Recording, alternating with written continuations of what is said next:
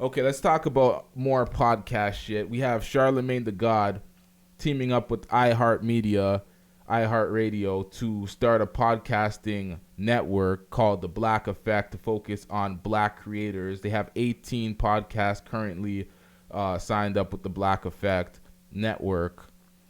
And Charlemagne's a 50% owner.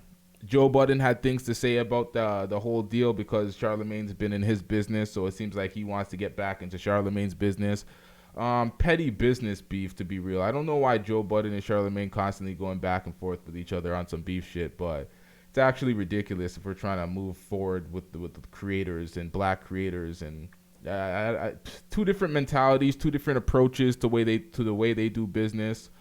But you could agree to disagree at the end of the day. I feel like Charlemagne should have probably not given up 50% of the business to iHeartMedia if you're going to try to start this whole black empowerment, black movement of black ownership, and then you're having 18 black creators being owned by a white media corporation pretty much, because it's a 50-50 deal, but it's like there's no real ownership in that. It's like you can probably leverage their marketing departments and their marketing dollars and their resources of a large corporation, which he probably it's good business for Charlemagne to do, but it sends a bad message when you're talking about ownership. If you guys are all working together on a network you're selling out the culture and having other people profit off of the culture in that regard. So I see Joe Budden's angle of what he was coming with. I see Charlemagne's business move that he made personally for himself, because I feel like this is the most profitable, less work, not doing everything, having to, fund everything. So I get why he would do something like that, but I don't know. It is what it is. It's getting these other shows an opportunity to be in a spotlight in a market that they probably wouldn't have been in otherwise. They get the ads. I don't know how those splits work, but they're getting ad revenue because of the deal. So we'll see how that works. We'll see how each individual show does after being on the Black Effect network. But this isn't anything new when it comes to networks and network deals with podcasts, because there was a loudspeakers network. There's Gas Digital Network. There's all sorts of different networks that come together and try to provide ad revenue or any type of thing to bring podcasting to the next level. There's a lot of ownership talk, really and truly, about what true ownership is. And it's like Andrew Schulz, Joe Budden had their back and forth about ownership and what true ownership is.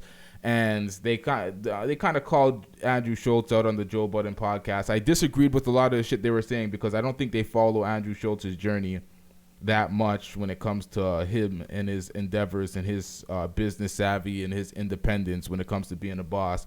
I look at Andrew Schulz as, starting his own podcast studio or whatever, doing a lot of boss moves. He took his whole comedy career into his own hands. So I look at him as someone that's completely doing it solo and building that team and building that entrepreneurship. So I look at him as a boss. I don't think that he's trying to sign deals with all these different companies and trying to be an employee, because he's not an employee in any regard, really and truly. So salute to his business acumen.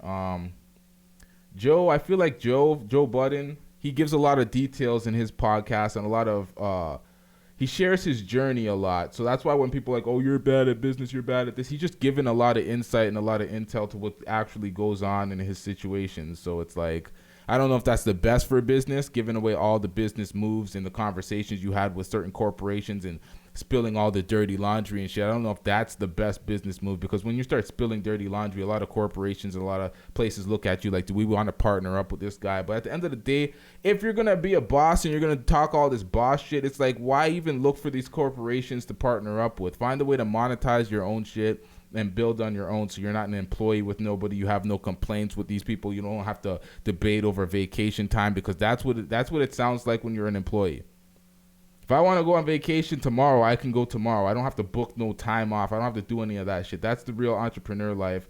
That's the type of boss control that you need to have. You shouldn't have to be going back and forth with partnerships with your corporations. But I don't know. I don't even know what point I'm trying to make when I talk about this topic, to be honest. But it is what it is. Shout out to Joe Budden podcast. Shout out to Andrew Schulz, Charlamagne. It's like there's different angles and there's different. I feel like there shouldn't be no beef here. It's just different ways of doing business, different approaches, different thoughts and perspective of what being a boss is. So it is what it is. Nothing more to add there.